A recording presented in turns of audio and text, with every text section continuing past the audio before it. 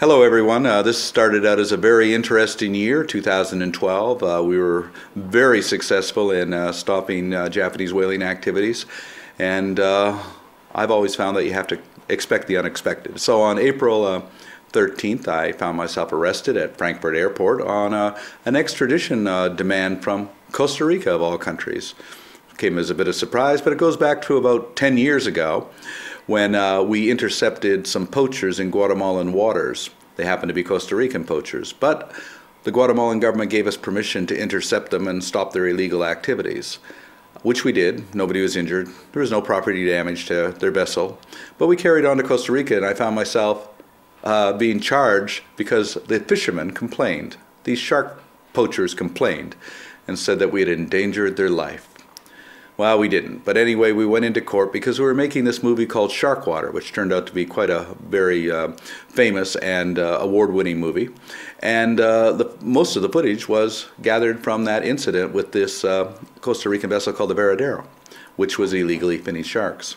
So we showed our film and presented our witnesses, and the court in Punta Arenas, Costa Rica, dismissed the charges.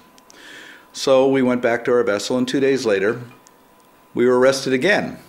Because they appointed another judge and another prosecutor, and we went back into court and showed our film and presented our witnesses, and they once again dismissed the charges.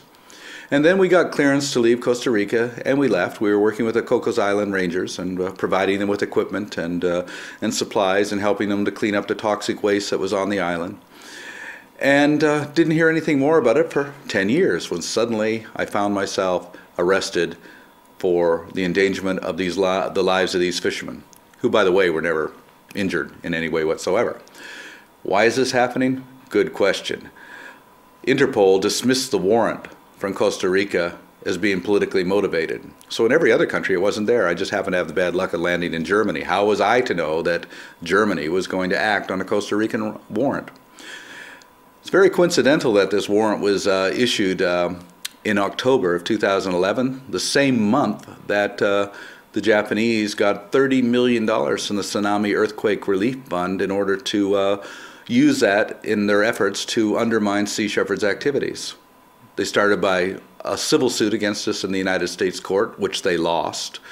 And then they also hired PR firms to attack us everywhere they could. And of course they were overturning every rock and looking into every crack in the wall, trying to find a way to stop us. And I guess they stumbled on this old case in Costa Rica, and the president of Costa Rica met with the prime minister in Japan, the prime minister of Japan, yeah, which seemed to be more than coincidental. And the next thing you know, I'm being charged on this. We're not too concerned about the trial. We can win a trial in Costa Rica if we're given the opportunity to have a fair trial, because we have everything on film, plus we have the witnesses. The problem is that they want to extradite me and hold me in a prison in Costa Rica for like up to a year until they set a trial date. And I find that completely unfair and unacceptable. And so that's what we're fighting. I don't think that either Costa Rica or Germany really anticipated the level of response, of support for Sea Shepherd because of this. And since then we've gotten the support of the Brazilian Senate, the French Senate. We got a letter of support from the 5 nations of the Iroquois. We got support from the Green parties all around the world, from Daniel Cohn-Bendit, who is Vice President of the European Parliament, from José Bové, from Brigitte Bardot. All over the world we've been getting this kind of support.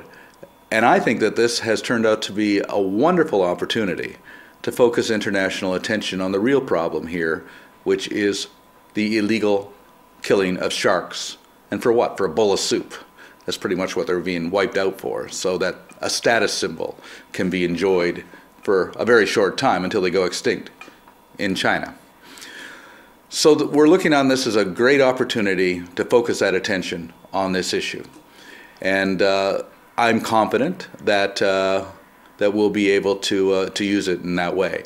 I can't say that I don't know what is going to happen if I do get extradited to Costa Rica. I can't say with any confidence I'll get a fair trial, but I can say with complete confidence that we will exploit this opportunity for everything it's worth in order to get our message across that we're killing our oceans. We're killing our oceans by overfishing everything. We're killing our oceans by destroying the whales and the sea turtles and the sharks.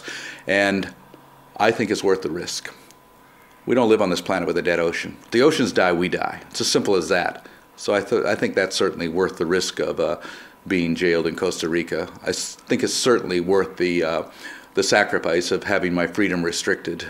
So, and I think it's also certainly worth the risk of my own life if I were to go to Costa Rica.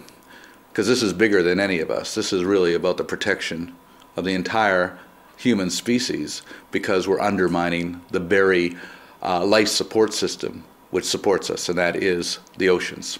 If the oceans die, we die.